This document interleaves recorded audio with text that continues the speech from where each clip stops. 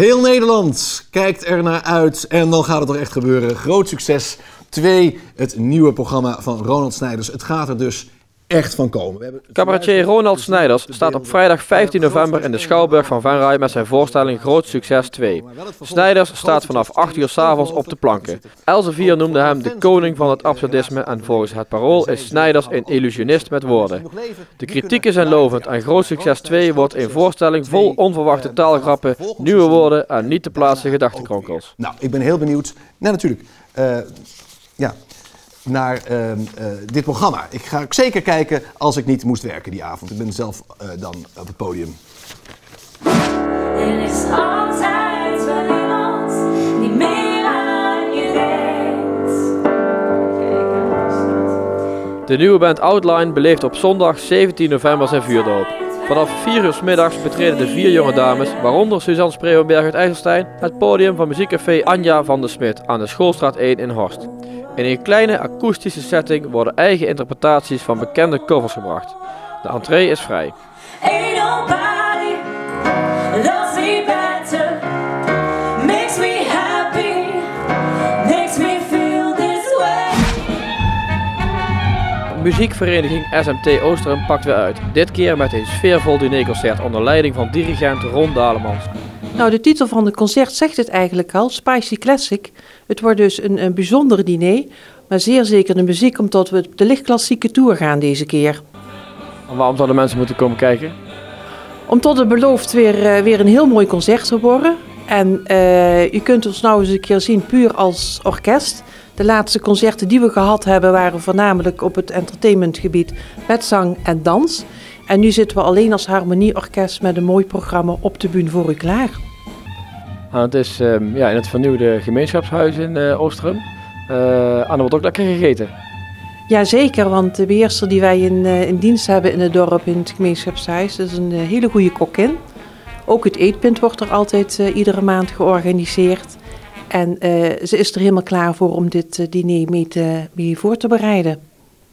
Zijn jullie er klaar voor? Wij zijn er bijna klaar voor. Er wordt hard aan gewerkt. En hopelijk over een week of 2, 3 de puntjes op die en zitten we klaar voor een mooi concert. Wilt u deze avond bijwonen? Wees er al snel bij, want de kaarten zijn bijna uitverkocht.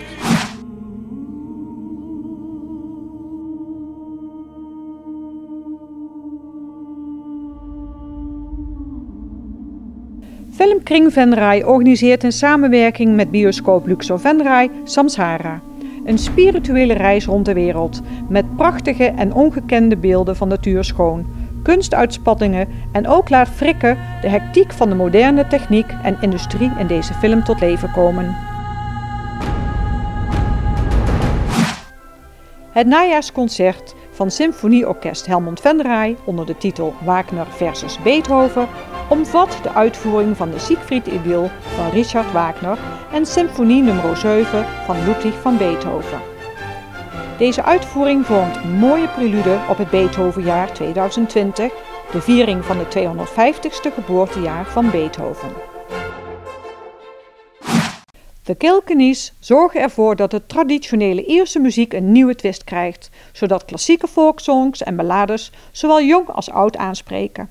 Inmiddels is hun naam wereldwijd synoniem voor de moderne Ierse muziek. De Kilkenny-songs zijn vrolijk en opgetogen, zoals in hun vertolkingen van de klassiekers The Spanish Lady en Whiskey in the Jar. Deze Ierse gasten hebben een energieke uitstraling, rappe instrumentale ritmes en onvervalste Ierse humor.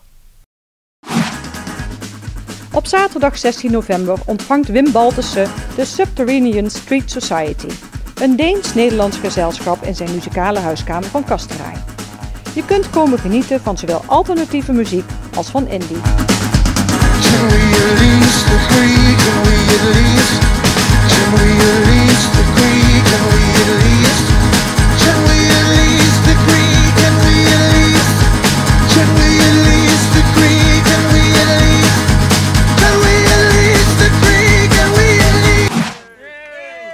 Op vrijdag 15 november wordt de jubileumprins van carnavalsvereniging De Pielhaan uit Landweert bekendgemaakt.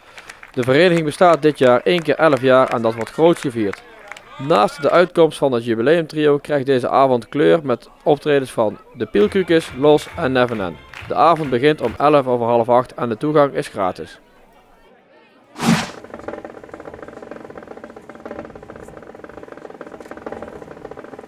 Ieder jaar is het weer een indrukwekkende happening, de Volkstrauertaak. Op de Duitse begraafplaats in IJsselstein, waar meer dan 31.000 mensen zijn begraven, vindt deze jaarlijkse herdenking plaats op zondag 17 november. De herdenking begint om 2 uur.